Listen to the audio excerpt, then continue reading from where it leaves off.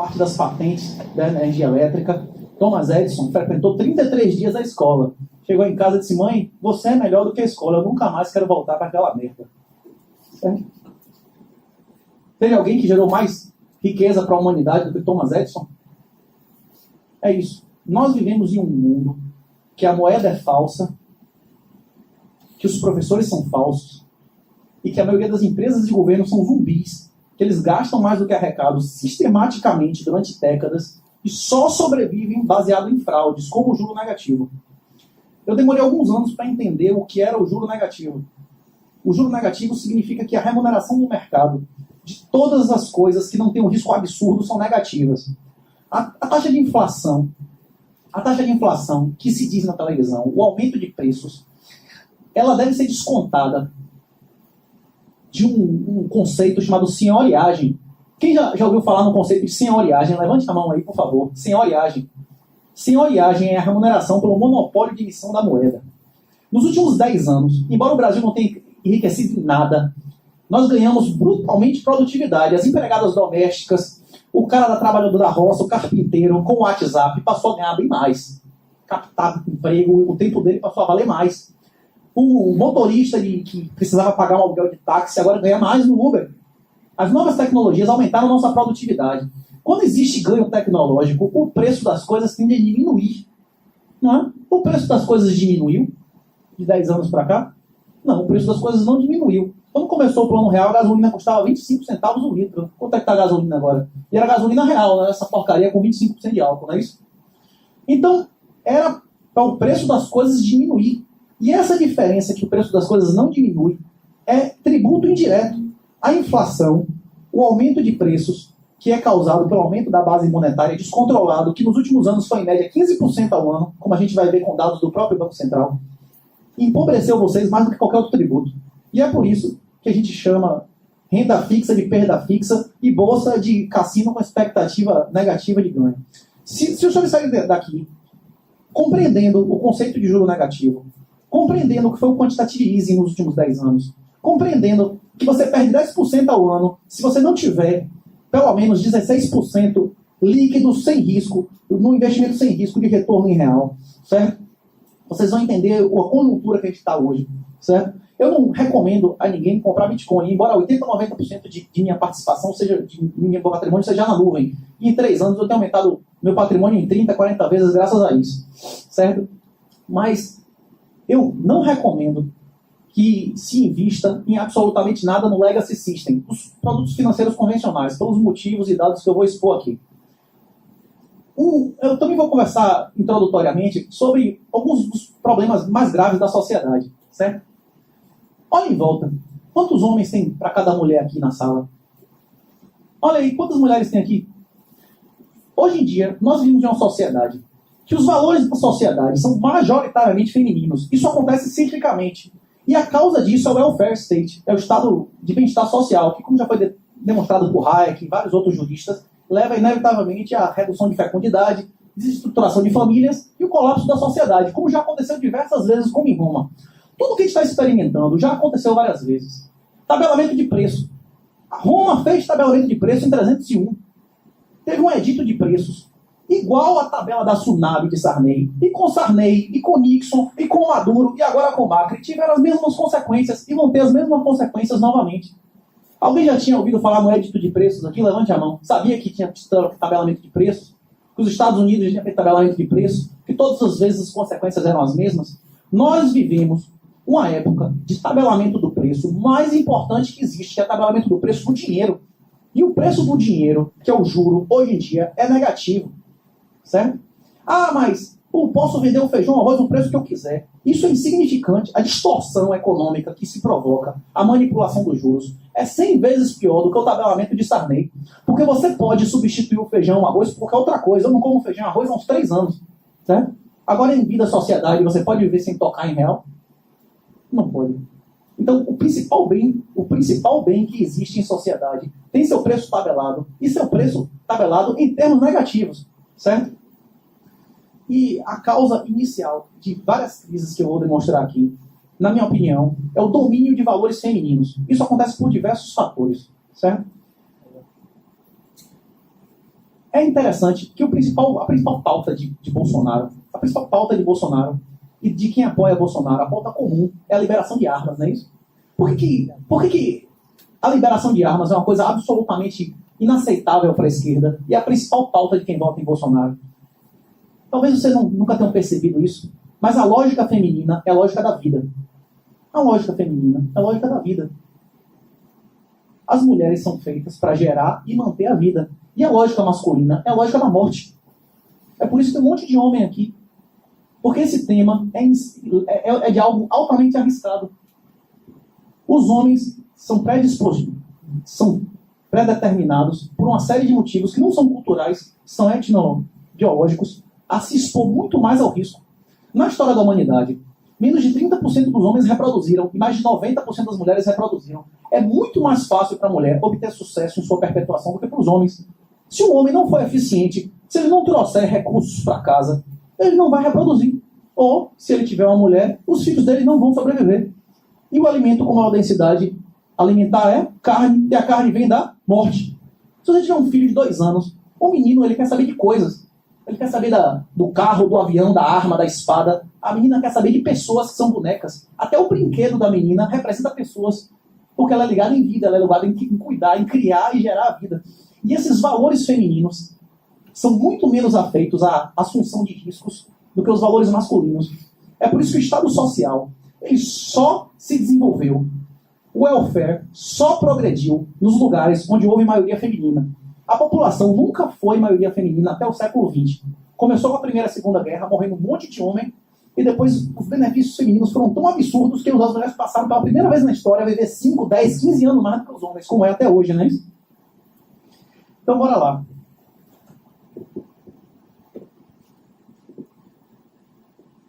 Eu fiz 56 slides, mas eu acho que se a gente chegar no 33, para mim tá maravilhoso. Se eu conscientizar metade dos senhores a não entrar em nenhuma pirâmide na vida, incluindo a bolsa de valores e a renda fixa do governo, eu já vou ter cumprido minha missão aqui e ajudado pelo menos umas 20 famílias aqui a manter a sua riqueza.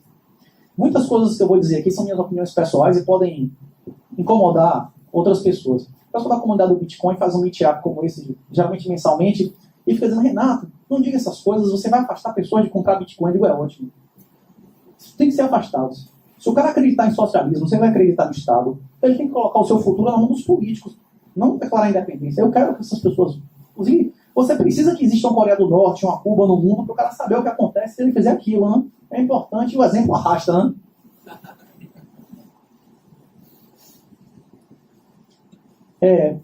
Embora eu não lecione há alguns anos, eu já lecionei há alguns anos, inclusive aqui na faculdade, foi uma grande honra.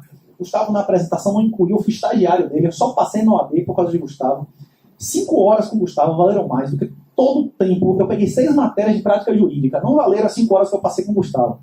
Eu passei 5 horas com o Gustavo e passei tranquilamente no AB. Se alguém aqui quiser aprender a fazer peça, estagiar no escritório de Gustavo Gomes. Não conheço nenhum estagiário. Inclusive, tem vários caras, inclusive, que lecionaram aqui, Gabriel. Assim, existe uma lista, assim, dezenas de pessoas que saíram do escritório de Gustavo. Não conheço ninguém que estagiou lá por mais de 6 meses que não tenha tido uma carreira meteórica na advocacia. Vocês querem aprender a fazer peça, resolver, saber quem resolve em cada vara, pode ir lá, Santos e Gomes. Para mim, resolveu, certo?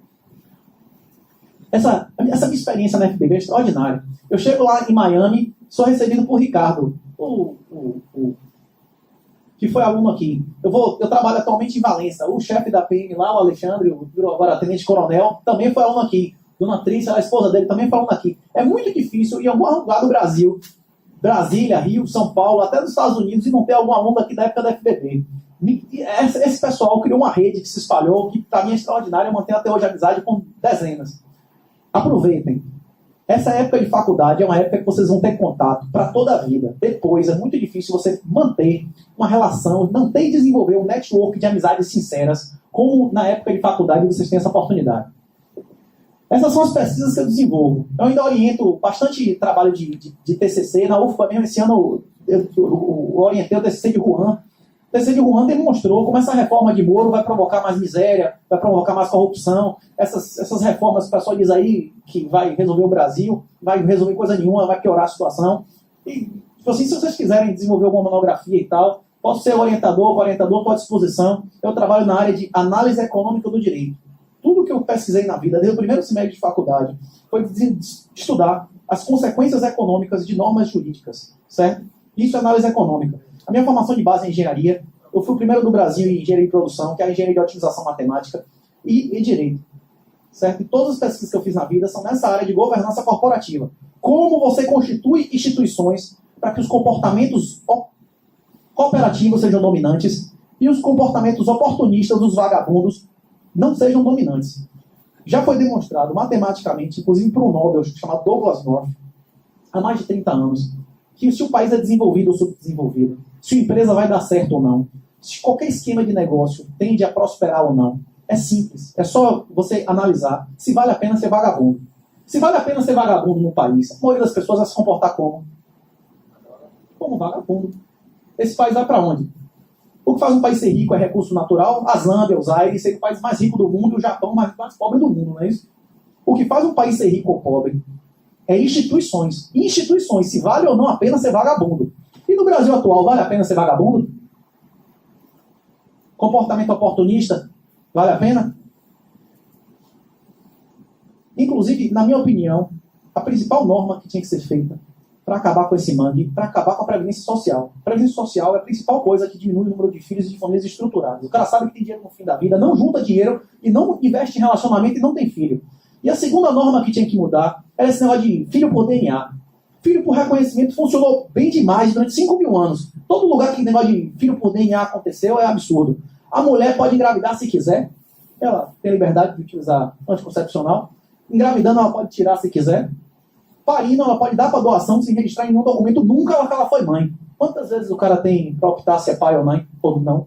No critério atual, se uma empregada doméstica pegar uma camisinha e engravidar, você é pai ou mãe? Um sistema desse é igualitário? Um sistema desse faz os homens precisarem das mulheres e o contrário? Hoje, o homem, quem faz a função do homem, que é a segurança e a provisão para a mulher, é o Estado, não é o homem. Ela não precisa de homem. E o homem com aplicativo não precisa da mulher. Acabou a família, né?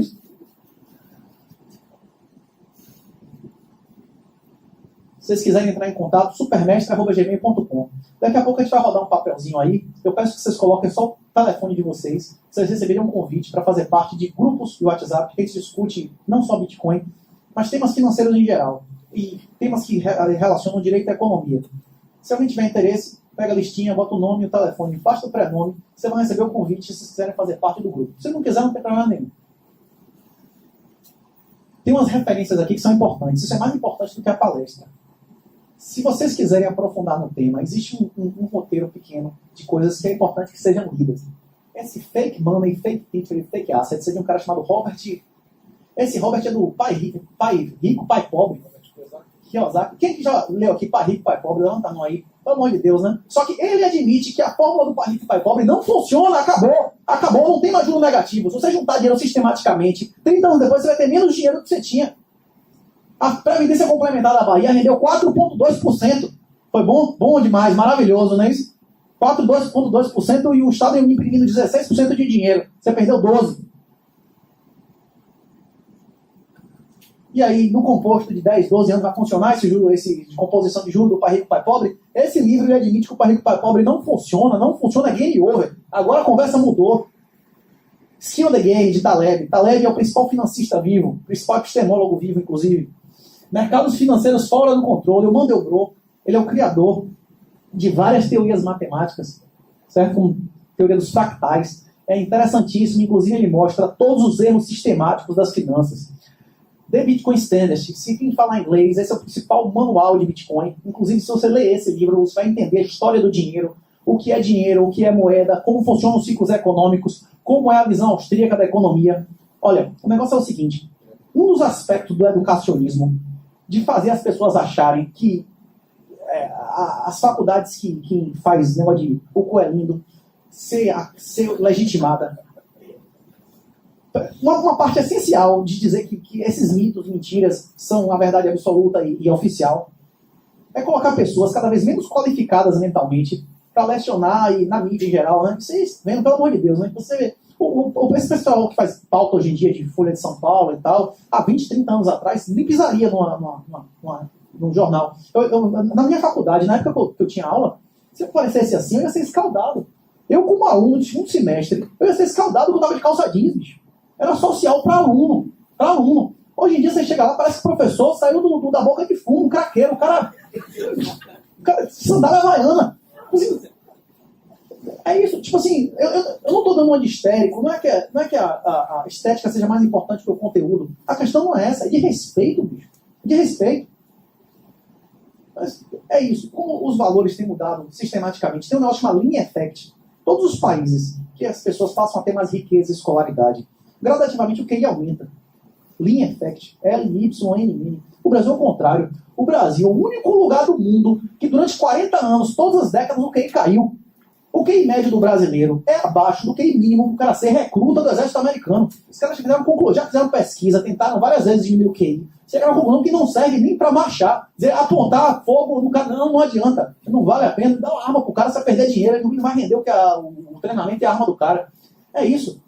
O Brasil, enquanto continuar nesse processo de queda de QI, queda de poupança interna, queda de instituições, queda de fecundidade, envelhecimento, tem esperança, vai melhorar, Bolsonaro vai resolver para o Brasil? Vai resolver propondo aumento de Estado na Previdência, aumento de Estado no controle da corrupção, que vai aumentar a corrupção. Então, todas as propostas até agora incidiram na lei de Mitchell. A lei de Mitchell é uma lei da economia austríaca que diz o seguinte: geralmente o cara que tem uma mentalidade infantil, ele não quer assumir responsabilidade. Moleque, a culpa nunca é dele, não é isso? Tem que ser homem para assumir responsabilidade, tem que ser adulto. A maioria das pessoas não são adultos, não são homens. O cara que acha que tem que ter uma previdência pública, o cara é uma criança mental. Ele acha que o futuro dele, da família dele, tem que estar na mão do político e não na dele, não é isso? Quem bota o futuro do seu filho, de sua mulher na mão de outro homem é o quê? Só criança. Só criança mental. O político quer que seu filho seja rico, independente e inteligente, ou quer que seu filho seja submisso, burro e independente. O que o político quer? Aí o cara, não, tem que ter educação pública. Isso é obrigação do governo. Ou seja, tem que escravizar mesmo meu filho. Eu quero que meu filho seja burro, submisso e pobre, não é isso? Quem tem que controlar a educação? É o pai ou é a Semineto? Ou é Temer? Dilma? Dilma vai controlar a educação do seu filho. Vai ensinar seu filho a quê? Eu não posso nem dizer aqui, uma instituição de respeito, mas o que ele vai ensinar seu filho a fazer, né? Hein? Ó, o livro mais importante que você pode ler na vida, se você está começando sua vida acadêmica, é um livro, não tem na lista não. Napoleon Hill, Pense e Enriqueça. Napoleon Hill, ele ensina como você tem que encarar a vida, encarar a Deus, encarar o sexo. A maioria dos bilionários tiveram esse livro como livro de cabeceira, certo? Inclusive aumentou minha fé extremamente. Se vocês puderem ler, leiam. Pense em Riqueza, acha PDF fácil na internet. Agora, para a sua vida pessoal. Agora, para a sua vida fora de casa, para você ser capaz de discutir política pública, existe um outro livro que tem 73 páginas, sem citações. É uma palestra como isso aqui, de Mises, na Argentina. Chama As 6 Lições. Se você não lê As 6 Lições, eu recomendo que você não emita nenhuma opinião pública sobre nenhuma política pública que você vai estar falando merda. Tipo assim, você não leu esse livro, não emita nenhuma opinião. Tipo assim, lê esse livro antes de você pensar e propor qualquer coisa para outras pessoas. As 6 Lições, de Ludwig Mises. Tem de graça PDF na internet, em dezenas de sites. Vocês leem em 2 horas. O direito é uma matéria interdisciplinar. Ela é uma matéria trans, inter e multidisciplinar. Vocês são ensinados aqui que ela não, que o direito é uma matéria isolada e que pode ser estudada isoladamente, como Kelsen, teoria kelseniana, não é isso? É kelseniana? Kelsen foi refutado por um aluno, Eric Vogelin. Quem já leu Vogelin aqui? Levanta a mão. Eric Vogelin. Em alemão chama Vogelin. Ninguém nunca leu Anátema. O alemão, os alemães e a história. Pois é. O Kelsen foi refutado, na época, por um aluno.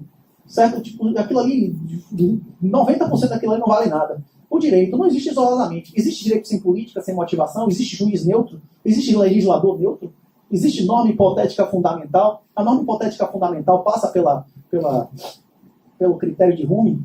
Não passa. DVC não pode ser produzido por C, não é isso? Então, bora lá. Para você entender de Bitcoin, você tem que entender de tecnologia, que tem programação, tem sistemas distribuídos, certo? Você tem que entender de economia, você tem que entender o que é base monetária, você tem que entender o que é dinheiro, você tem que entender o que é moeda, você tem que entender o que é custo de fricção, custo de transação. E para entender de Bitcoin, você tem que entender de governança.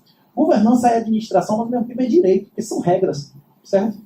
Qual tipo de regra é construída para que as pessoas tenham qual objetivo? E o Bitcoin, ele funciona porque as regras dele não são impostas, ele simplesmente faz com que vale a pena ser cooperativo. Se você for oportunista em um sistema desse, você perde dinheiro. O Bitcoin não é uma democracia. O Bitcoin é uma holocracia. É um sistema onde cada um faz o que quiser. Só que geralmente todos vão na mesma situação, porque é vantagem para todos. Você pode fazer o que você quiser, ninguém força você a nada. E é por isso que o Bitcoin surgiu, essa ideia surgiu, dentro de ciclo de criptoanarquistas, de pessoas que chegaram à conclusão de que o Estado abusava do seu direito de imprimir moeda. Tanto é que no bloco Gênesis lá, a primeira mensagem que o Satoshi Nakamoto, que o criador do Bitcoin, escreveu foi: o governo da Inglaterra no limite do segundo bailout. O governo vai de novo imprimir dinheiro para salvar banco, para banqueiro ficar rico. É impressionante, né? O pessoal da esquerda no Brasil são os débeis mentais. O cara chega assim: precisamos reduzir o juro. Precisamos reduzir o juro. No mundo inteiro a esquerda quer reduzir o juro. Quanto mais você reduz o juro, mais você aumenta a desigualdade social. Quanto mais baixo o juro, mais você valoriza os ativos. Quem tem ativos fica mais rico. É isso que a esquerda quer, desigualdade social? Você quer diminuir o juro? Você quer diminuir o juro à metade agora? Fácil. É só você facilitar a execução. Hoje em dia, se você pegar dinheiro emprestado e não pagar, você vai para a cadeia? Há 200 anos atrás, se você pegasse dinheiro emprestado e não pagasse, você ia para onde? Você virava escravo. Sua mulher e seus filhos iam para o brega. A taxa de juros era 6% ao ano, não é isso? Você vai dizer: rapaz, é melhor pagar, não é isso? Eles iam chegar na sua casa e o que tivesse lá ia ser deles, não é isso? Seus filhos iam ser vendidos pro brega, sua mulher ia ser vendida pro brega e você ia pra roça como escravo, não é isso? Você ia pagar ou não ia? Bora. Esses são conceitos que é importante que os senhores entendam, para que entenda essa minha visão pessoal. Muitas pessoas que investem em Bitcoin, muitas pessoas que investem na nuvem, elas não têm essa mesma visão. Tem muita gente de esquerda que compra Bitcoin, mas tem de tal, Cripa, que organizou aí o Bitcoin. Tem um monte de esquerdistas nesse mundo também. Essa é a minha visão pessoal do tema, essa é a minha visão pessoal do mundo. A minha visão pessoal do mundo é que o marxismo cultural, essa ideia do educacionismo, de achar que você vai melhorar intelectualmente, que você vai ganhar produtividade na faculdade, que é uma mentira. A maioria das pessoas perde QI, a maioria das pessoas perde produtividade, passando os melhores 5 anos da vida ouvindo propaganda ideológica e merda, em faculdade que ensina, não posso dizer o que os caras ensinam, instituição religiosa, né, isso respeito. Vocês já sabem o que essas faculdades ensinam. A estratégia Claude Piven é uma estratégia desenvolvida pela esquerda da década de 50, 60. Vocês estudaram muito aqui, Escola de Frankfurt, né, isso, Habermas, tal, estudou, pessoal? A Escola de Frankfurt originalmente chamava Escola de Estudos Marxistas. Já é comprovado que a União Soviética patrocinou esses caras para infiltrar as universidades e, através da universidade, desenvolver o educacionismo na sociedade. E a estratégia dessa sociedade para destruir o nosso mundo é a estratégia Claude Piven. A estratégia Claude Piven é fazer sempre o Estado aumentar os seus gastos até o seu colapso. E o que acontece no colapso da sociedade? As pessoas culpam o comunismo ou eles culpam o capitalismo em Cuba e na Venezuela pelo colapso deles? Eles querem mais Estado, não é isso? Maduro, ele não fez o comunismo direito, não é isso? Temos que botar um cara que vai fazer o socialismo real da próxima. Tem uma matéria muito interessante que chama Behavioral Economics, economia comportamental. Tem mais de 200 processos de irracionalidade sistemáticas de coisas que a maioria dos seres humanos fazem de maneira irracional, a maioria das vezes. Por exemplo, endowment effect. Se isso aqui me pertence, custa R$10, eu não venderia por menos de 11, porque esse é o meu, não é isso? Você trocaria a sua roupa por uma roupa igual da rua? Não, porque a minha é minha. Isso, por exemplo, é um exemplo de endowment de irracionalidade sistemática. Um outro exemplo de irracionalidade sistemática é o Dunning-Kruger. Quanto menos você entende do assunto, mais você acha que entende. Aí o cara que nunca leu 3 minutos sobre o Bitcoin é pirâmide, é bolha. Bom, o cara não sabe nada sobre o assunto, ele acha que o assunto não existe, e tudo que existe ele já sabe, né? Isso funciona com tudo. No direito, quando você está no segundo, terceiro semestre, você acha que você está 50%. Quando você sai do doutorado, você acha que você está no 10%, não é isso? Quanto mais você sabe de um assunto, mais você compreende a totalidade da complexidade do negócio e aí aumenta o seu nível de humildade, né? Outros conceitos aqui importantes para os senhores entenderem. Juro negativo. O juro negativo é a consequência do quantitative easing, dos processos de estímulo dos governos para estimular a economia que nunca cresceu menos nos últimos 70 anos, desde a Segunda Guerra. O mundo não cresce menos proporcionalmente do que cresceu nos últimos 10 anos. E nunca se endividou tanto. Também desde a Segunda Guerra. E a gente vai ter que pagar essa conta. O juro negativo significa que você recebe menos em valor real do que você botou. Talvez você receba mais em valores nominais, certo? Só que não importa você receber 50 milhões de dólares em babuanos, 50 milhões de dólares em babuanos comprar menos do que 10 milhões de dólares em babuanos comprava 2 anos atrás, não é isso? É exatamente isso que é a Bolsa de Valores, é exatamente isso que é a renda fixa, é exatamente isso que é previdência privada, é exatamente isso que é qualquer produto financeiro no mercado oficial, que eu chamo de legacy system. Esse legacy system tende a ter o mesmo destino que tiveram as placas de táxi, o mesmo destino que tiveram as ações da Telebrás, o mesmo destino que tiveram as linhas telefônicas. Quem vivia de alugar linha telefônica está muito bem hoje? Quem vivia de alugar placa de táxi está muito bem hoje? Quem vivia de alugar escravo, de trabalho escravo há 120, 150 anos atrás, o que aconteceu com o patrimônio deles? Game over. Acabou de dia para a noite. A maioria das empresas que a gente conhece, a maioria das moedas que a gente conhece, vão deixar de existir do dia para a noite. Certo?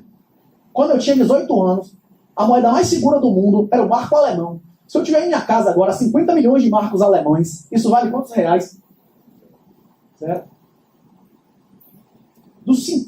Olha lá, aí eu vi uns idiotas, uns débeis mentais, aquele Piketty, e dizendo, não, os ricos estão cada vez mais ricos. Olha a lista dos Forbes, 100 ricos, 100 e 1000 mais ricos do mundo na Forbes. De 89, não ficou nem 1%, nem 1%. Nem 1% das pessoas mais ricas do mundo em 89 estão entre os mais ricos do mundo hoje. Bill Gates é filho de rico. O pai botou 5 milhões, 25 milhões várias vezes, mas ele era filho de um cara que tinha dezenas de milhões de dólares e virou bilionário. Zuckerberg é filho de rico, filho de ninguém. Esse cara da Apple, qual é o nome dele? Steve Jobs, ele é filho de quem? Filho de ninguém. Filho de ninguém, adotado, não é isso? De negócio.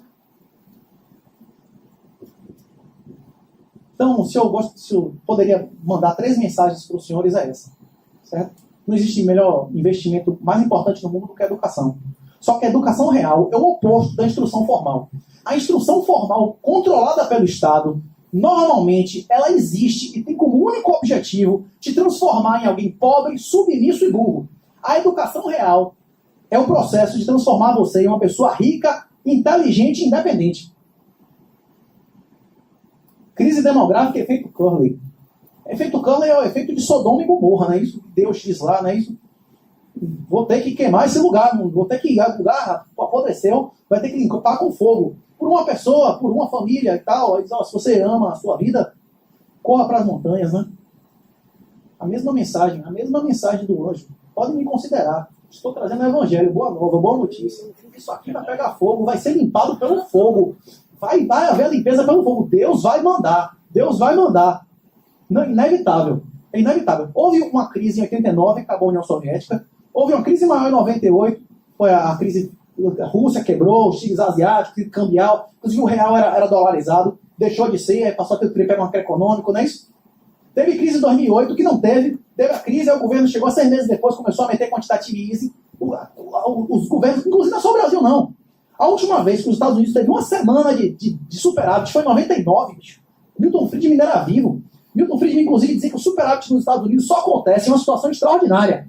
Que é presidente republicano, Senado republicano e Casa Baixa democrata. Porque aí você não consegue aprovar a lei.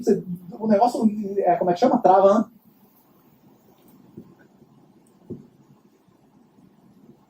Vocês vão, nos próximos anos, ver vários países vão começar a ser demonetizados.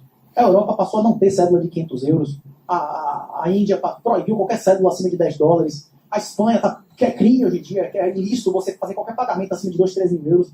O governo, a única maneira do governo continuar pagando suas contas é empobrecer vocês, além dos tributos. Porque eles precisam de mais dinheiro do que mesmo que eles tributassem vocês 50%, 60%. E eles só conseguem isso desvalorizando o dinheiro que vocês têm e desvalorizando o patrimônio que vocês têm. Como é que o governo consegue fazer isso? através do juro negativo. E o juro negativo só consegue ser implantado com o totalitarismo financeiro, que é conhecido como guerra ao dinheiro. Se vocês puderem pesquisar isso, é um tema muito interessante também. Você vai abrir para... Vá no final. Pra gente bater papo a meia hora. Próximo. Volte aí. O Bitcoin, ele não pode ser expropriado. A casa que você tem, a casa onde você mora, chega um oficial de justiça dizendo, olha, vagabundo, essa casa agora não lhe pertence mais, caia fora. Você vai matar o oficial de justiça, vai meter tiro nele, você pode até matar, dar uma descarregada e tal, matar o oficial de justiça e tal, mas depois vai vir a polícia, vai vir o exército, o COI, vai vir até que vão bombardear, você vai morrer uma hora, não é isso? Você vai, tipo assim, eles vão mandar mais, eles vão matar 10, eles vão, Canudos, não é isso? Mandaram 11 soldados, mataram os 11, aí mandaram 100, aí mandaram 13 mil soldados, não é isso? E é isso que vai acontecer com você, Canudos, não é isso? Já aconteceu na Bahia, inclusive o contrário, do cara venceu o exército. O exército brasileiro mandou 22 mil soldados. E o Horácio de Matos tinha metralhadora dinamite com 7 mil caras. O general disse, não, vamos negociar, que tipo assim, a gente vai vencer. Só que mesmo que nós vençamos, o preço não vale o combate. O acordo que foi feito na época é que Horácio de Matos ia virar senador vitalício. Tem uma lei no Brasil tornando ele senador vitalício para que ele permitisse que JJ Seabra fosse governador da Bahia. Imagina que banânia. Se o cara tinha um exército particular, e para ele permitir que o governo que saiu do público pisasse na Bahia, ele chegou a controlar todas as cidades, menos Ilhéus e Salvador. Ele permitiu que o governo da Bahia funcionasse, ele virou senador vitalício, imagine. Aí Getúlio convenceu ele a se desarmar. 5 dias depois, chegou um cara na rua e matou ele. A lição, não é isso que acontece quando você se desarma, não é isso? 5 dias depois, ele foi morto no meio da rua. Entregou 3 vagões, que é maior que um caminhão de arma. Esse Horácio de Matos é um baiano, que eu acho que vale a pena, inclusive, vocês pesquisarem a história dele. Ele que expulsou a Comuna Prestes do Brasil. Esse cara é que tinha que... o batalhão patriótico de pessoas que expulsaram os vagabundos comunistas do Brasil. Eles é que deviam ser lembrados, eles é que deviam ter estátua na rua, eles é que deviam ter filmes sobre esses caras. E esse tipo de pessoa que são heróis reais, são apagados da história coletiva, do imaginário. Não pode ter valor masculino. Hoje o herói é o homossexual. É o cara que tem coragem de deixar de ser homem. Isso aí é hoje, é o herói, não é isso? É o cara que se submete, tal, que se humilha, travesti, que se castrou. Esse é o herói, né? Isso hoje em dia. É orgulho de ser castrado. Isso aí é bonito, não é isso? Castrar seu filho de 8 anos, maravilhoso, né? Isso dá hormônio feminino aí. Hoje em dia o herói é isso aí. Os valores femininos até a última consequência. Mas não se preocupem, isso já aconteceu dezenas de vezes. Isso aconteceu no Japão. O Japão, a primeira imperatriz do Japão era mulher. Isso já aconteceu no mundo árabe. Isso aconteceu no Egito. Já aconteceu dos valores femininos dominarem dezenas de vezes. É um processo cíclico. E o que acontece é o welfare. Certo? Roma não dava trigo e tal a todo mundo. Quando Roma começou a dar trigo a todo mundo, não tinha dinheiro para pagar. Eles começaram a tirar a prata da moeda. Passou 500 anos diluindo o valor do dinheiro. Até que teve uma hora que as pessoas disseram, ó, velho, essa merda aqui eu não quero não. Essa moeda com 1% de prata não me interessa. Certo? E aí acabou Roma. Por que o Império Romano do Oriente se manteve 1000 anos mais do que o Ocidente? Porque eles demoraram 1000 anos mais de diluir a moeda. Nossa moeda está sendo diluída hoje 16% ao ano. É uma taxa maior do que a da época romana. Não vai demorar 200, 300 anos para a gente ter o mesmo destino. Hoje em dia na Venezuela, as pessoas aceitam, adoram a Bolívar. Bolívar Venezuela não quer receber em dólar. Alguém aqui aceita a Bolívar? A inflação na Argentina. A Argentina é um país mais rico, mais civilizado que o Brasil em vários aspectos. A inflação lá está em 47% ao ano. E não é só isso, né? Turquia, Irã, tem uma dezena de países que estão nessa mesma situação. Vai chegar por último nos Estados Unidos, mas uma hora vai chegar aqui também. Eu não estou... muitas pessoas acreditam, como Schopenhauer, né? Que a atividade intelectual tem uma visão pessimista. O pessimismo geralmente é uma visão mais relativa à realidade. Eu acredito que é o seguinte: o cara que tem uma visão positiva, que tem uma visão otimista, ele precisa se esforçar. Ele precisa dar o gás? Não. O cara que tem uma visão positiva e otimista, geralmente ele fica na zona de conforto, não é isso? Totalmente na zona de conforto. Então, geralmente, quem produz, quem cresce, é quem sai da zona de conforto. É o cara que vê a ameaça vindo. E já que eu tinha comentado sobre Behavioral Economics, eu vou comentar uma outra falha sistemática de julgamento que as pessoas têm. Uma falha sistemática de julgamento que a maioria das pessoas tem, chama Normal Bias. É o viés de normalidade. A maioria das pessoas acha que o futuro vai ser como o passado. Vai ter carro com volante daqui a 10 anos, porque sempre teve carro com volante. Eu acredito que daqui a 10 anos a maioria dos carros não vão ter volante em Salvador. E daqui a 20 anos eu acredito que vai ser ilícito, vai ser proibido dirigir dentro de Salvador. Na hora que a maioria dos carros se dirige sozinho, o governo vai dizer, você dirigir, você pode matar a gente, é perigoso demais, você está atrapalhando o trânsito, é proibido. Você não pode dirigir na roça. E os fabricantes de carro vão fabricar mais carro ou menos daqui a 10 anos? O mundo fabricou 10% menos carro esse ano do que ano passado. A Ford fechou 13 fábricas. Vocês acham que daqui a 10 anos vai ter mais ou menos carro? O futuro vai ser como o passado? Nós nunca na história da humanidade passamos 10 anos com juro negativo.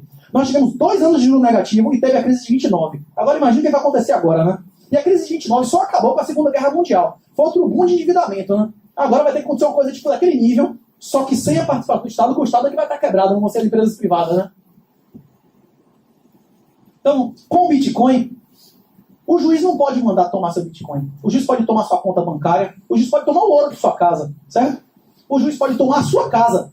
Só que o juiz não pode tomar seu Bitcoin. Só se ele cobrir de pau e conseguir sua senha de você, né? Se não, não. A não ser que o governo oficialize torturas até a morte, não é isso? O Bitcoin vai continuar sendo totalmente imune à expropriação. Controle de capitais. Eu posso passar meu Bitcoin por telefone. Eu posso passar todo o meu patrimônio por telefone. Eu posso passar mandando imagem no WhatsApp, por carta, por rádio. Tem como o governo fazer controle de capital desse jeito? Se eu posso memorizar meu dinheiro e sacar em qualquer lugar, 12 palavras, se eu posso mandar por e-mail, tem como o governo impedir eu tributar, que eu traga dinheiro de um país para o outro? Acabou o controle de capitais. Acabou o imposto de herança. Acabou. E aí o débil ambiental, vamos. Nos Estados Unidos agora, 77% da população é a favor de imposto sobre patrimônio. Não é renda, não. Não é renda, não. A proposta da Elizabeth Warren é 1% por ano acima de 5 milhões de dólares e 3% ao ano acima de 15 milhões de dólares. Imagine no composto, 30 anos, você vai ter que pagar 50% do seu patrimônio. Isso é maravilhoso. O Facebook vai ser, como é que chama? Estatizado em 20, 30 anos. Tudo vai ser estatizado. Imposto sobre consumo e transações. Se as pessoas não quiserem mais transacionar em fiat, em moedas fiduciárias, o governo vai ter como tributar? O governo não conseguir tributar patrimônio, não conseguir tributar renda, não conseguir tributar consumo, ele vai tributar o quê? Consórcio medieval? INE? Não vai. Acabou essa fase, não é isso? Ele vai conseguir tributar imóveis. Então, imóveis são um bom investimento. Nos Estados Unidos, os imóveis comerciais caem 3% ao ano. Aqui no Brasil, a população está aumentando ou diminuindo? A geração mais numerosa no Brasil é a minha, que tem entre 35 e 40 anos. Agora a escadinha está caindo. Então, você o crime diminuiu com Bolsonaro. Bolsonaro fez o quê para o crime diminuir? Temer fez o quê para o crime diminuir? Nada, é questão demográfica. Um país com gente mais velha tem mais ou menos crime. Vocês conhecem alguém que começou a virar estuprador com 50 anos? O cara está deixando de interação, vai virar estuprador. Vocês conhecem algum usuário de crack que entrou no mundo do crack com 60 anos? Vocês conhecem? Hein? As pessoas mais velhas, o cara que é vagabundo mais baixo, ou o cara virou a Dilma, ou o cara foi subindo na carreira do crime, né? Virou político, virou deputado e tal, ou ele morreu, não é isso? O crime é uma carreira como outra qualquer. Dilma também começou fazendo pichação, aí passou para roubo, sequestro e foi subindo, não é isso? Disseu também não fez pichação, roubo, sequestro, vai subindo. Esses caras podem virar político e tal, se conseguir, se não virar, morre, não é isso? Próximo. Aspectos de... Olha, se eu tiver a oportunidade de voltar aqui, se tiver alguém que está fazendo faculdade aqui, eu aconselho severamente. Olha em volta, tem mais de 100 pessoas aqui. Se vocês cobrassem 20, 30 reais e fizessem evento de tarde aqui, vocês iam arrecadar uma grana. 3, 4 meses seguidos, vocês iam pagar a comissão de formatura de vocês sem gastar R$1. Se tiver uma comissão de formatura aqui, eu sugiro que vocês façam um evento de 20, 30 reais, sábado, usando o espaço grátis da faculdade para comprar uísque e doce salgado para os seus parentes. Certo? Estou à disposição. Eu venho aqui, inclusive, ensinar análise técnica, fundamentalista, como é que se aluga dólar, como é que se consolida a renda em 10% em dólar, em Bitcoin e tal, venho de boa. Ó, tem vários temas que eu gostaria de conversar aqui. Inclusive, um dos motivos de eu insistir tanto com o Gustavo, de eu vir conversar com ele, é porque ele leciona a matéria de comercial, que são os títulos imobiliários. Só que o que se ensina na faculdade é obsoleto, acabou. Hoje o movimento do negócio de coins é maior do que de qualquer corretora de ações no Brasil. Acabou. O ABNF gira menos dinheiro do que Bitcoin no Brasil. O BNF de tudo, de ouro, de dólar, de tudo. Acabou. Vocês estão estudando na faculdade a parte que está na lei, só que na realidade, a realidade já superou aquilo ali. Então é importante que vocês saibam, na prática, como é que paga imposto, Como é que faz para o planejamento tributário? Como é que faz o investimento? O que é que você vai recomendar para o seu cliente que vai chegar lá querendo fazer uma separação, um planejamento sucessório? Você precisa saber, senão você vai ter um conhecimento inútil, não serve para nada. Você vai ser burro, submisso e pobre, não é isso? O verde são coisas que não vai dar para aprofundar hoje. O preto é que eu vou dar real para vocês. Eu vou apresentar a matéria da PF. Todas as páginas tem inclusive escrito material sigiloso, não sei o que e tal. Já vazou, já era. E agora a nova era da informação, né? Isso já não existe mais isso. E o preto é aspectos tributários. São as normas específicas da Receita Federal de como é que você faz a declaração e o pagamento. Como é que você faz o DCCAP, o GCAP, qual a natureza jurídica de Bitcoin. Só que tem outros temas aqui que valem a pena ser mencionados, pelo menos não passando. O negócio é o seguinte. Natureza jurídica das criptomoedas. Natureza jurídica é o que é por direito, não é isso? Qual é a natureza jurídica dessa cadeira aqui? Ela é uma coisa ou uma pessoa? Ela é um ente ou é uma coisa? Ela é uma coisa, não é isso? Não existe uma categoria de coisas que podem ser apreciados os valores pecuniários, que se chama de bens, né? Podem ser apropriadas. Ela é um bem? É, porque as pessoas podem ser donas da cadeira. O A é um bem? Não, porque isso tudo pode ser apropriado do A, do céu, não é isso? São só coisas. Isso aqui é uma coisa e é um bem, não é isso? Isso aqui é um bem. Só que é um bem material ou imaterial? É fungível ou infungível? Fungível, não é isso? Tem, né? Tipo assim, para FBB, essa cadeira aqui existem dezenas, inclusive fabricada igual, né? Isso não sei se no número de tombo, tiver uma pintura de alguém aqui e tal, um eu te amo, não sei o quê, que é o compromisso do cara aqui, isso é bem totalmente fungível. E o Bitcoin é o quê? O bem é um Bitcoin ou é um ente? É uma coisa ou um ente? É uma coisa, não é isso? Ele pode ser atribuído propriedade? Sim. Então ele é um bem. Ele é material ou imaterial? Imaterial. Ele é fungível ou infungível? Ele tem um grau de fungibilidade. Não é um absoluto nesse caso, porque os bitcoins eles podem ser rastreados desde o início até o final. Só que existem várias inovações que fazem os bitcoins no futuro serem gradativamente cada vez mais fungíveis, cada vez mais um igual ao outro. Hoje você consegue ver, inclusive se os bitcoins eles têm origem lista. Uma parte do compliance essencial de qualquer empresa de Bitcoin, de exchange, de uma corretora, é pagar mensalidade de 20, 30 mil dólares, ou Elliptic ou Neutrino, ou outro serviço desses, para rastrear cada Bitcoin que é depositado lá. E se vier de roubo, como o hack aí como é o nome? Da Binance, então ele vai ter que chamar a polícia e avisar. Porque se você aceitar pagamento ou adquirir bem roubado, você comete crime. No mínimo a receptação, né? Isso pode ser formação de quadrilha, como o pessoal da BTCE, né? Isso pode ser um monte de outras coisas, mas no mínimo a receptação, né?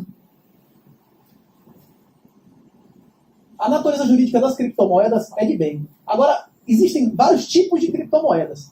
Tem criptomoedas que substituem moeda, tem criptomoedas que substituem títulos mobiliários, tem equity tokens, que são análogos às ações, que fazem a mesma coisa que as ações, só que anônimo de verdade. Você pode comprar um token hoje de um cassino virtual, por exemplo, ou do Nexo, Nexo.io. O Nexo, inclusive, você pode alugar dólar lá.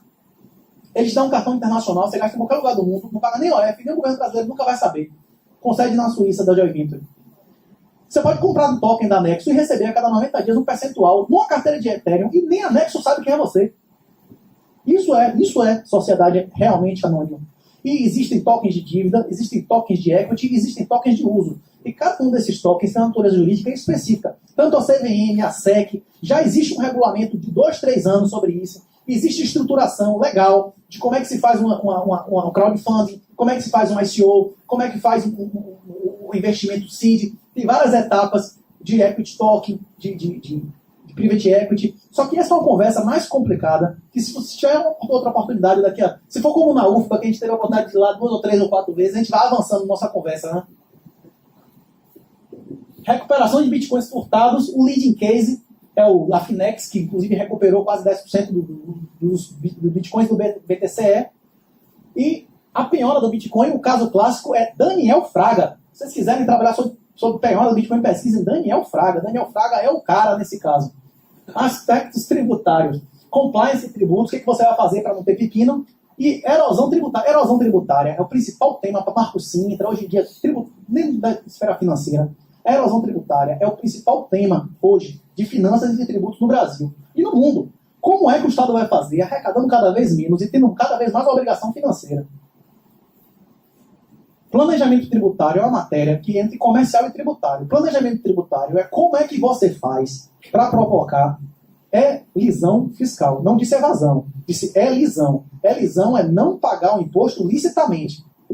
Inclusive o pai do Chifre foi parar na cadeia por causa disso. Porque ele escrevia livros, inclusive estimulando, além das parte lista. Né? Então, é importante que se vocês forem fazer uma advocacia que não seja litigante, todos os países decentes, todos os países civilizados, a advocacia não litigante é maior do que a litigante. Todos os países merda, a advocacia litigante é maior do que a advocacia não litigante. Certo? Por quê? Porque vale a pena litigar, existe segurança num país merda. Num país civilizado, você já sabe qual é o resultado da ação antes de ingressar com a ação, e você sabe que se você não tiver razão, você vai perder, não é isso? Então, se tem custo, você já sabe qual é o resultado, você não vai ficar fazendo aventura jurídica. Um dia, se o Brasil se civilizar, ou se vocês forem morar num lugar civilizado, como o Ricardo foi embora lá para Miami, Ricardo, como paralegal lá, deve ganhar mais, porque qualquer advogado visto no Brasil, bicho. O cara tem tipo 20, 30 clientes e acabou.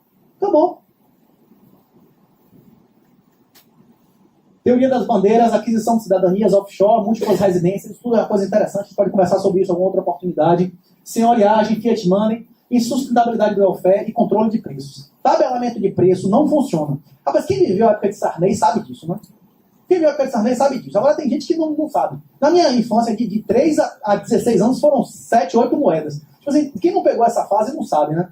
O Brasil dobrou o número de gado, porque as pessoas não matavam gado e a população passava fome, né? Pronto, vamos para o material sigiloso da Polícia Federal. O material sigiloso, não divulgue, meu nome é proibido, mas é excelente. Eles copiaram isso da Interpol. É igualzinho, velho. É igualzinho. Aí ó, um dos pressupostos básicos, se você partir para acreditar na economia austríaca, é que propriedade intelectual é roubo. Propriedade intelectual é totalmente legítima. Todas as normas que não têm vítima, elas são ilegítimas. Certo? Porte ilegal de arma. Quem é a vítima? Quem é a vítima? A sociedade? A sociedade dá melhor se eu portar arma. Eu prefiro que vocês estejam armados aqui do que desarmados. Você chegar a plantar maconha dentro de sua casa e fumar seu negócio lá e dormir. Qual a vítima? A sociedade? Porque o cara ficou feliz e beneficiou sem prejudicar ninguém? E se ele chegar... Inclusive, eu morei em várias cidades que venceram a guerra às drogas. Venceram a guerra às drogas. Morei em Pontevedra, morei em Roterdã. A guerra às drogas se vence de uma maneira muito simples. Dá de graça. Dá de graça. Alguém paga por uma coisa que é dada de graça? Alguém paga? Tem dois tipos de usuários. Tem um usuário recreativo, que é subsidiado. O cara dá até de graça, né? Chega aquela molecada lá, não sei o que. Toma cocaína de graça, dá cheiradinha aqui, não é isso? Ou vende qualquer dinheiro. E tem um dependente, que é o que sustenta o traficante de drogas. O dependente, se tiver droga de graça lá, o bioequivalente de graça, ele vai pro traficante? Ou ele vai ficar na filinha ali para cada 20 minutos tomar injeção? Funciona. Eu fui lá ver a fila. O cara fica na fila 12 horas por dia, dorme na fila, ele vai ali, se chover, o cara bebe a poça de negócio e volta, pra não ter que ir onde tem uma torneira. O cara não quer perder o lugar dele na fila. Acabou. O cara vai morrer em 5 ou 6 anos. Se matar, você pode impedir alguém de se matar? Você não pode, agora você pode impedir o financiamento do tráfico, não é isso? Ah, mas você vai botar dinheiro público nisso? Rapaz, eu boto o meu. No dia que vocês permitirem alta, eu vou fazer uma fundação e vou dar dinheiro do meu bolso, para dar crack de graça pra galera. Você prefere o quê? A economia do crime. A economia do crime se financia. Você acha que o traficante de drogas compra ações? Você acha que o traficante de drogas compra previdência privada? Aquele senhor das armas. Rapaz, as atividades lícitas são boas, mas a margem é 100 vezes menor, não é isso? Não tem, velho, não tem. Esses caras têm um retorno de 100 vezes mais. O cara só vai sair de tráfico de drogas para investir na campanha política, rapaz. Para comprar armas, para alugar arma para sequestrador, né? Isso é esse nível de risco de exposição que os caras têm. Bora lá, material. Conceitos iniciais. O que são criptomoedas? Criptomoedas são tokens que não estão registrados em lugar nenhum, eles estão na nuvem. E como é que pode isso? Dilma teve uma passagem de que ela disse, rapaz, não de nuvem, a gente tem que investigar, não é isso? Vamos investigar agora como é que está essa na nuvem. Funciona da seguinte maneira. Existem quatro atores, geralmente, em um processo de criação de uma criptomoeda. Tem os usuários, que são os atores humanos. Tem os nós, que são equivalentes à memória, as pessoas que mantêm HD, com todo o histórico direitinho de todas as transações que já foram feitas. Existem os mineradores, que são os processadores dos CPUs, as pessoas que têm uma atividade industrial, processam as informações para ser remunerados com as taxas de transações, certo?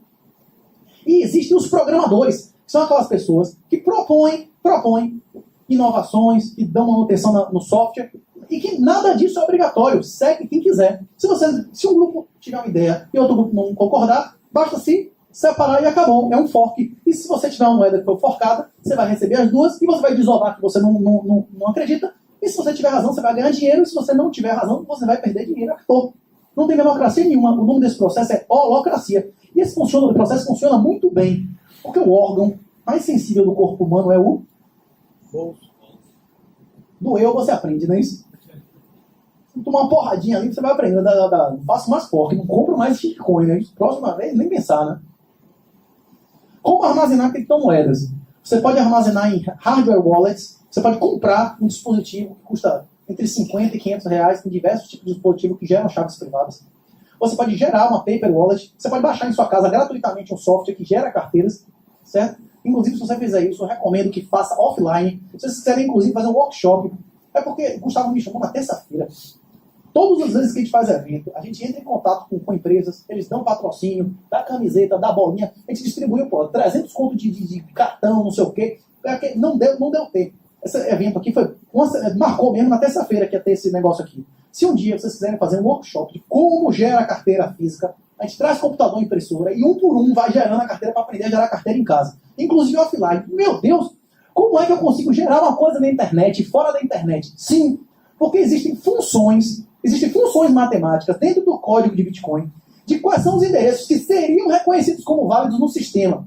Então você, com seu celular, com um computador, sem acesso à internet, hoje, consegue gerar uma conta mais sigilosa do que qualquer paraíso fiscal, do que qualquer offshore estrangeira. Mais imune à expropriação, mais imune a controle de capital, mais imune a tributo do que qualquer dispositivo já criado no passado para planejamento tributário.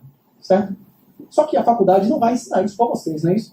Isso aí você tem que aprender fora, aprender na prática, ou, sei como é? Burro, dependente e pobre, não é isso?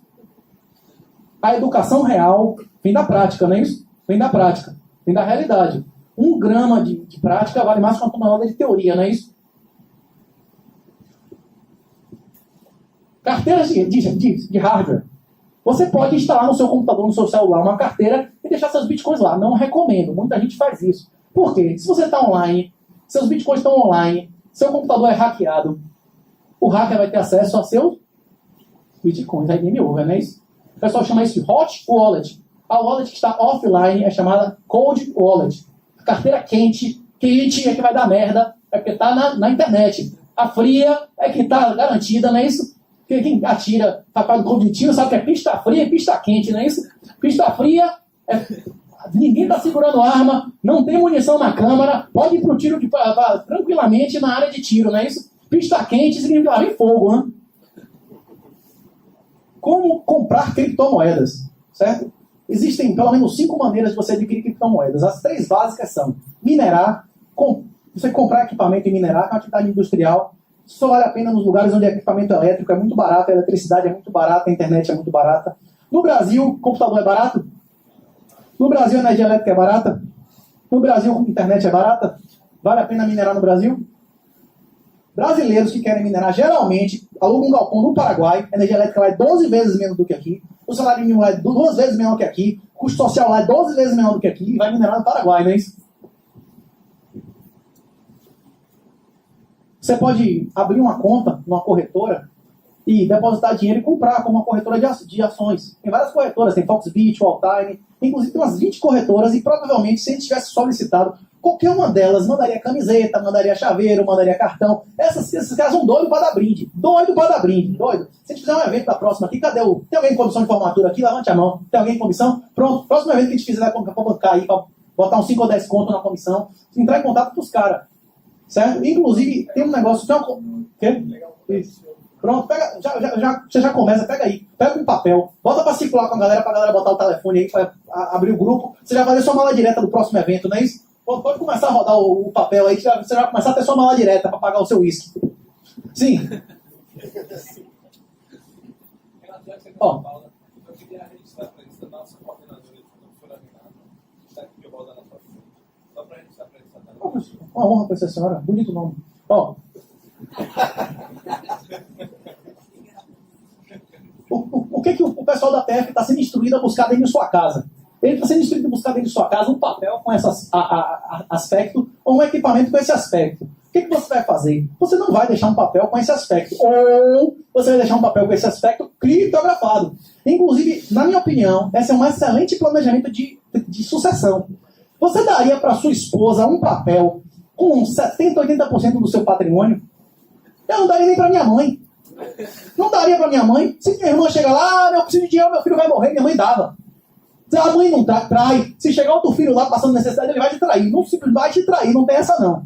Mãe vai te trair. Se aparecer outro filho lá chorando que o neto vai morrer, ela vai te trair. Não tem essa não. Então o que tem que ser feito? Construir estruturas de governança em que vale a pena ser cooperativo. Você vai dar um papel à sua esposa, criptografado, e a senha de sua mãe. Certo? Sua esposa vai dar a senha para sua mãe para ajudar o seu cunhado?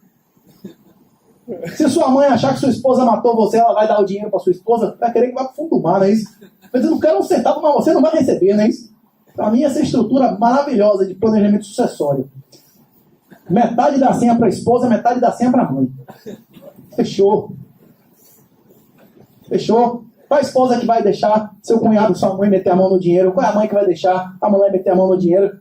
Hein? Você construiu. É isso a governança. É isso assim que você faz contrato, assim que você faz estrutura, se você não precisa de advocacia litigante. Né? Acabou, está resolvido sua sucessão. Certo? Se você pegar uma CID, se a Polícia Federal pegar um equipamento desse, se você errar 3 vezes assim, o equipamento já era, game over. Não tem perito criminal certo que vai abrir isso aí. Não tem brute force, irmão. Você tentou 3 vezes, é game over. Tem um dos equipamentos. Opa. Posso fazer uma pergunta? Claro. Sobre a senha. Se uma mulher... Você vai dar a senha, vai cara, sim, tipo assim, para alguém... geralmente, o que você vai fazer é você vai dar a sua senha para seu pai, uma senha para seu pai e para sua mãe, uma senha para sua esposa e para alguém ligado à sua esposa, e você vai ter tudo, não é isso ou não? Para seu dinheiro ir para o fundo do mar, teria que morrer ao mesmo tempo você com seu pai e sua mãe, ou você com sua esposa e as pessoas ligadas à sua esposa, não é isso? Pelo amor de Deus, né? O quê? O quê? Como? Não entendi. Não, se morrer você e sua esposa, nesse meu planejamento, estou falando no meu caso, cada pessoa tem um esquema melhor, porque tem gente que tem esposa, enfim, nada disso, não é isso ou não? Eu nem tenho esposa, eu estou dando um exemplo hipotético. Mas se eu tivesse, entendeu? Estou dando um exemplo. Vamos dizer que você vai dar a senha a uma pessoa que você confia, um terceiro que você confia, e a sua esposa, beleza? Geralmente esse cara seja ligado a ela. E você vai dar a sua mãe e a uma pessoa ligada à sua mãe. Para você perder o dinheiro, tem que morrer 3 pessoas ao mesmo tempo. E 3 pessoas determinadas, não é isso? É possível, se você tiver bitcoins, por exemplo, você pode pegar esse papel e tirar 100 cópias e esconder em 100 lugares diferentes. Você pode, inclusive, concretar na parede de sua casa. E eles vão descobrir no dia que forem fazer uma reforma ali, não é isso? Hein? O dinheiro, se você perder o dinheiro, como é que faz para recuperar? Se tocar fogo no dinheiro, como é que você faz para recuperar?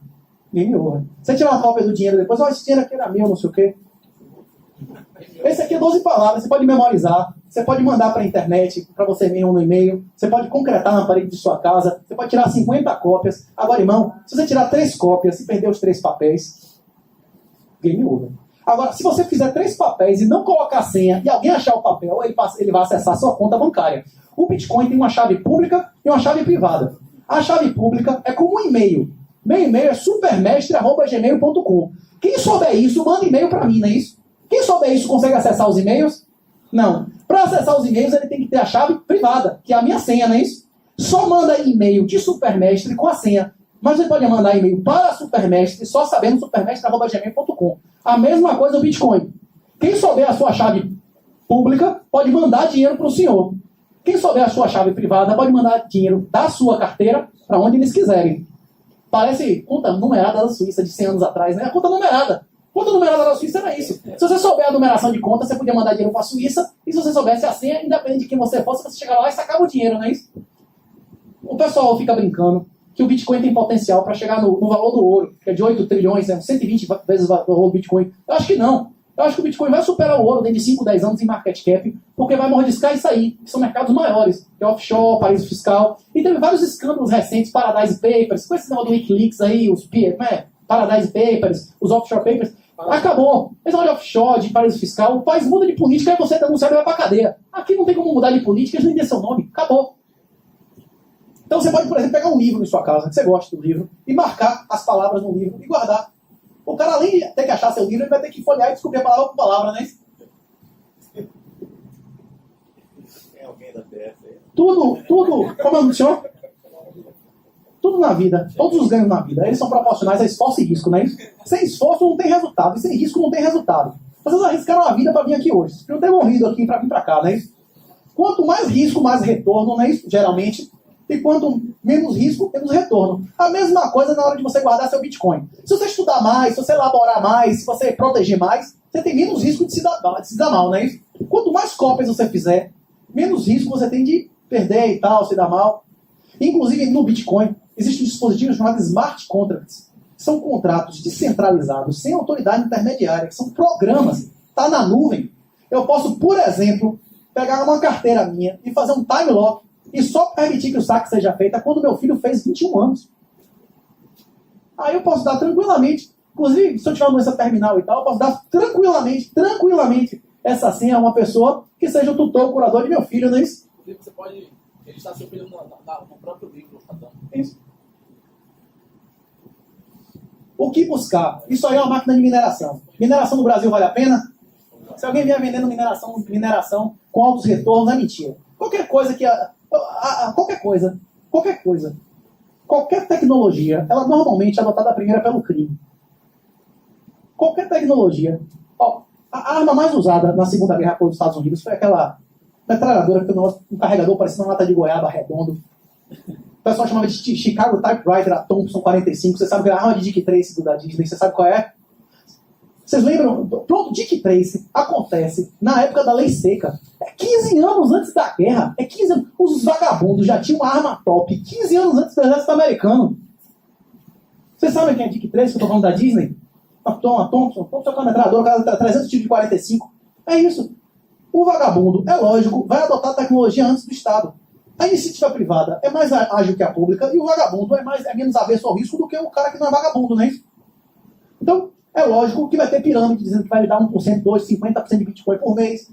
Vai ter sequestrador, como já teve, dizendo que quer receber Bitcoin, porque isso aí não tem como o cara ir atrás do banco, certo? Não tem como fazer o chargeback.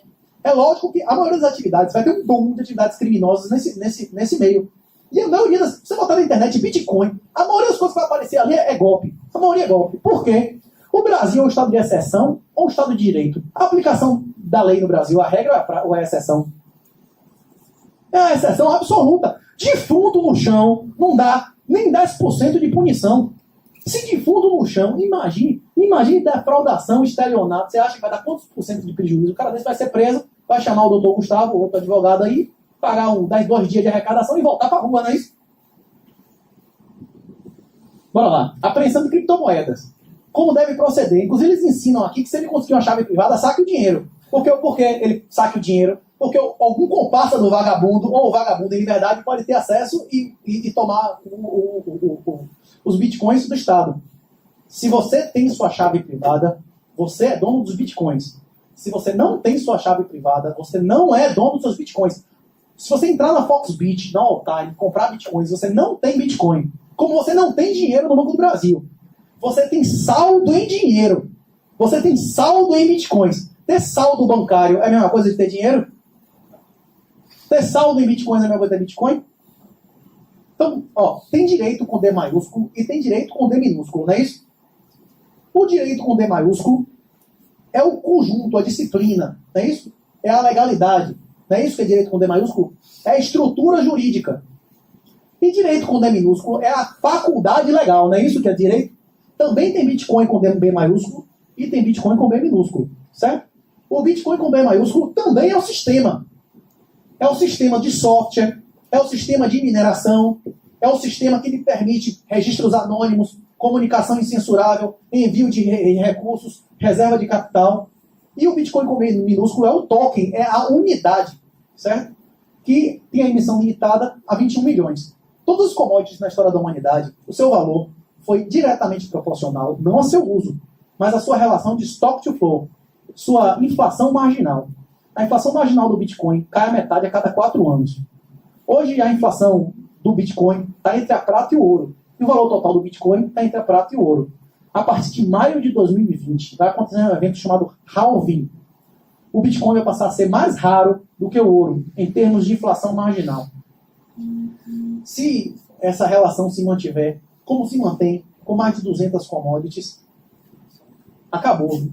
É valorizar 100, 150 vezes. Mas bora lá. É por isso que as pessoas, quando você tem acesso a um dinheiro de qualidade, a moral das pessoas muda. Quando você tem um dinheiro na mão, que amanhã vale menos do que hoje, seu estímulo é torrar ou é juntar? Se todo lugar que você botar seu dinheiro some e você é roubado, vale a pena trabalhar mais ou ficar em casa e curtir, assistir televisão ou jogar videogame? O Bitcoin vai criar uma revolução moral. As pessoas vão trabalhar mais, elas vão ser mais honestas, elas vão acumular mais. A riqueza vem de acumulação. Hoje, qualquer um de nós nessa sala é mais rico do que qualquer pessoa que viveu no mundo há 100 anos atrás. Vocês são infinitamente mais ricos do que Rockefeller, que foi o primeiro bilionário da história. Infinitamente. Rockefeller não tinha dentista, não tinha antibiótico. Vocês preferiam viver na época dele, sem papel higiênico, sem escova de dente, sem energia elétrica, passar frio, calor? Eu me considero infinitamente mais rico do que ele. Por quê? Porque nós somos herdeiros. Nós recebemos todo o conhecimento e riqueza acumulada, né, de séculos. E a acumulação de riqueza hoje, no Brasil, por exemplo, a poupança interna só faz despencar. Isso vai ser invertido. Quando vai ser invertido? Quando as pessoas passarem a ter acesso à riqueza real. Vou mostrar em gráficos aí. O crescimento do mundo inteiro despencou quando a gente saiu do Gold Standard em 73. Quando as moedas do mundo deixaram de ser lastreadas, as pessoas passaram intuitivamente a perceber que não valia a pena acumular, que não valia a pena constituir família, que não valia a pena trabalhar mais, inclusive por causa de imposto de renda progressivo, que é a imoralidade, né? Para mim, imposto de renda é o imposto mais imoral que existe. O imposto mais imoral que existe. Eu preferia consórcio medieval. Consórcio medieval, que minha esposa fosse deflorada antes do casamento, do que imposto de renda. Imposto de renda, você tem que dizer ao governo quanto você deve a ele. Se ele não concordar, você vai preso. Você perde tudo que você tem e vai pra cadeia. Se você disser não concorda até o fim, você vai ser preso e vai perder tudo que você tem. Você prefere o quê? O cara dar uma com sua mulher ou você perder tudo e ir pra cadeia? Eu acho mais imoral imposto de renda do que consórcio medieval. Eu preferia. Desnecessário. Próximo. Porque eu preciso saber sobre criptomoedas. Rapaz, por que ele vai dizer que você precisa saber de criptomoedas? Porque os vagabundos usam criptomoedas e tal, porque tem criptomoedas de sequestro, tráfico de drogas e tal. Nem começou. Se você que um dia for receber um pagamento em cash de 10 milhões de reais, você vai preferir cash ou você vai preferir uma transação na nuvem? Você não precisa nem estar pessoalmente com o cara, não vai nem tocar no dinheiro. Pelo amor de Deus. Nos próximos anos, sequestro, tráfico de drogas em alto nível, depois vai baixando. A polícia vai chegar na boca de fumo, vai ter dinheiro? Não vai. Inclusive, eu tenho uma teoria pessoal, que o tráfico de drogas vai deixar de ser violento quando adotar as criptomoedas. Vai acabar a violência. Vou dar um exemplo. Ó. Alguém aqui já ouviu falar do jogo do bicho matar um cliente? Levanta a mão aí. O jogo do bicho matar cliente. Alguém já ouviu falar no jogo do bicho matar cliente? Nunca vi. Por quê? Porque no jogo do bicho o cara só paga adiantado. Você chega lá e faz uma aposta para pagar depois? Não faz. Por que o tráfico de drogas mata cliente? Porque o cara não paga, e para evitar esse tipo de mau exemplo, o cara tem que matar o cara, né? Porque não existe essa legislação que o cara virava escravo, acabou, né? Se o cara virava escravo, não precisava matar ele, né? Então, se o tráfico de drogas, 80% do dinheiro do tráfico, normalmente, é gasto para fazer a segurança da boca. Ou seja, é gasto com violência. É pago para pagar a propina para o policial, pagar o salário do advogado, pagar a propina do juiz, né, do Ministério Público e tal. Se você não tem mais a boca, você tem um grupo do WhatsApp com os traficantes, com os usuários da cidade, diz, olha bicho, droga de qualidade, a primeira é grátis, pode pedir, deposita o wallet nessa carteira aqui. E se 80% do custo é segurança da boca, e você não vai precisar de segurança da boca, você vai poder vender a droga por 20%, mantendo a mesma margem de lucro, não é isso? Os caras vão poder vender a droga 5 vezes menos, mantendo a mesma margem de lucro. Se eles venderem a droga por metade, ele multiplica por 250% o lucro, não é isso? Os outros traficantes violentos vão ter como competir com isso? Como é que vai entregar droga? Drone dá para entregar droga dentro da casa do cara? Dá? Dá para você sair correndo atrás do drone? Tem drone hoje de 1.000 conto que faz 3, 4, 5 quilômetros rapidinho, não é isso? Isso inclusive pode dizer que o vagabundo está em tal lugar. Ele vai lá buscar, ele nem viu quem foi que deixou, não é isso? Você vai para tal lugar, vai para tal lugar. Agora está em não sei onde. O cara vai lá e pega, acabou. Se o tráfico de drogas adotar o uso de criptomoedas, acabou a violência, não vai ter mais um assassinato. Inclusive não vai ter disputa de boca. Um não vai matar o outro, porque não vai ter mais boca. Vai ser descentralizado, não é isso? Eles vão disputar no preço. E na qualidade, né?